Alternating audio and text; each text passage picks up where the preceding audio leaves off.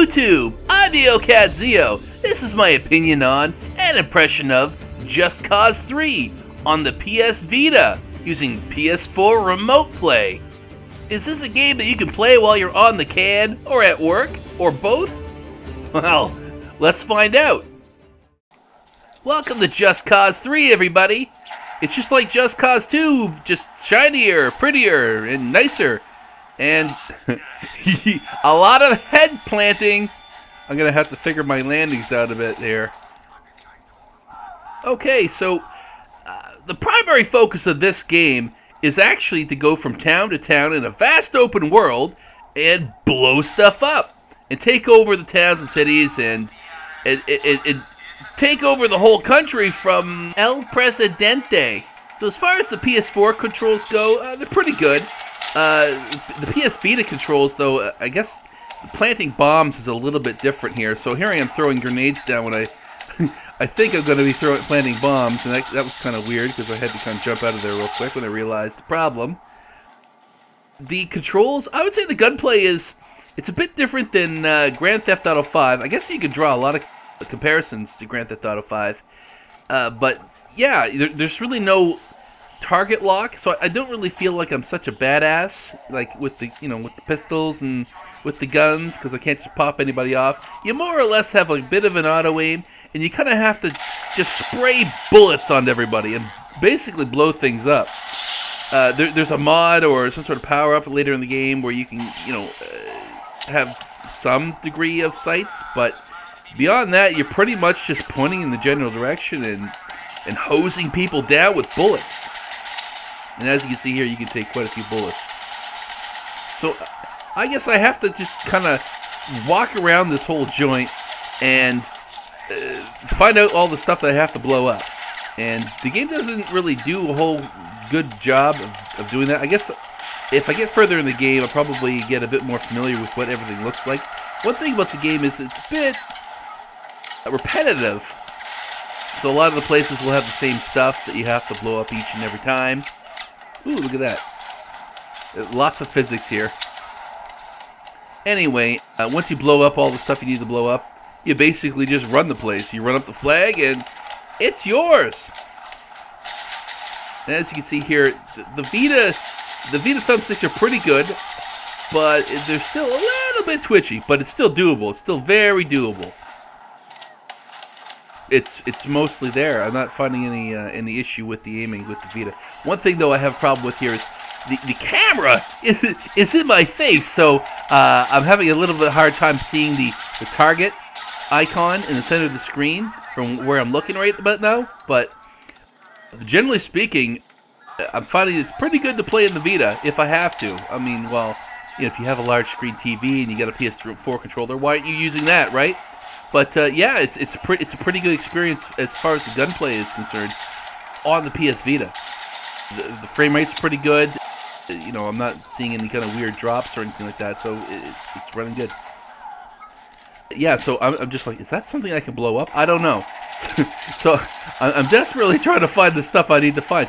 The game does not have a mini-map. It has a full-blown map, but here's the kicker. When you look at the map for the stuff that you gotta blow up, it doesn't show you until you've blown up most of it. But then it's like, okay. Here's where the rest of the stuff is. It's like they're deliberately forcing you. They're deliberately forcing you to run around and just look at everything. It kind of, I don't know, memorize where everything is. And as you can see here, the final thing that you do with each and every town that you take over is you run up the colors. You hoist the rebel flag. And now the town's ours. So how do the cars stack up compared to other games like Grand Theft Auto and maybe even the Phantom Pain or even Saints Row? I would say the cars in this game are a little bit closer to maybe Saints Row or Far Cry than they are to Grand Theft Auto. The handling is not quite as good. Some of them do have good performance. I don't find that I'm able to actually shoot while I'm inside the car, so maybe there's a bit of control issues there that I was used to in other games. But it works out quite well, I have to say. The cars are quite nice. Some of the vehicles, though, can have a hard time getting uphill. Big big open world and a big open variety of cars to choose from. And of course, tanks and lots of other military vehicles are in the game. El Presidente's got a lot of stuff for you to steal. It kind of reminds me of Mercenaries in a sense, or Mercenaries 2. Because, I mean, there's stuff just basically, it's an open world, there's stuff labeled everywhere. You can run around, you can basically appropriate things. But what do? They just spray painted a bunch of Rebel Blue on top of this tank, and now it's a Rebel tank. It handles quite well, but it doesn't quite get uphill too easily, like a number of other vehicles, of course. The explosions in the game, though, are awesome. As you can see here, straight out of Grand Theft Auto 3, you can propel the tank with the gun, which is, I guess, just a classic thing. It's a nice touch. There's a lot of references to other types of open world games. So I just wanted to see what would happen if I drove this thing off a cliff and I wasn't disappointed. Apparently this game has the occasional flying tank. And as you can see here, it can take quite a bit of damage. It's still going. Although I don't know how I'm going to get back up this cliff, though. Yeah, I'm kind of stuck down here. Thankfully, I landed on my wheels. There's plenty of aircraft in the game, ranging from planes to helicopters to, I don't know, flying suits. And in this case, though, I'm in a chopper. I can describe the controls as being a little easier to use, much easier, significantly easier to use than in Grand Theft Auto 5. I think things are closer to maybe Saints Row than they are to Grand Theft Auto 5 in this regard. And also, just like Saints Row, when you get into an aircraft, if there is a weapon attached to the aircraft, you pretty much get unlimited ammo. So you can basically, well, the game's all about blowing stuff up, and to that end, you get vehicles. I will say, though, that they are usually a bit more fragile than maybe other games.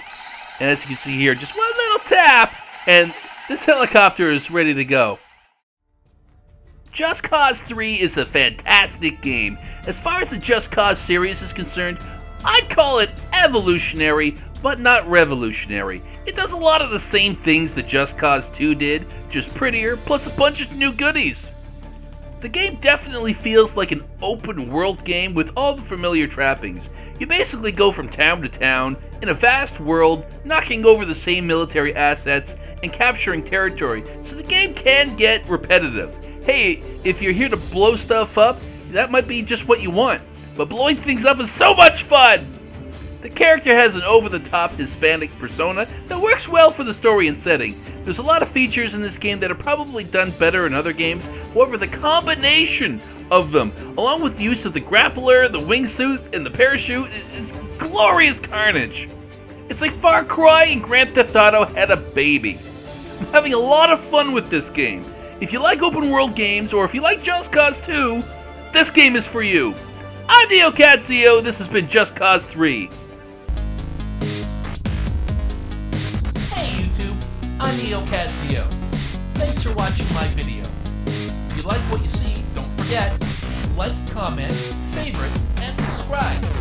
And thanks for supporting my channel.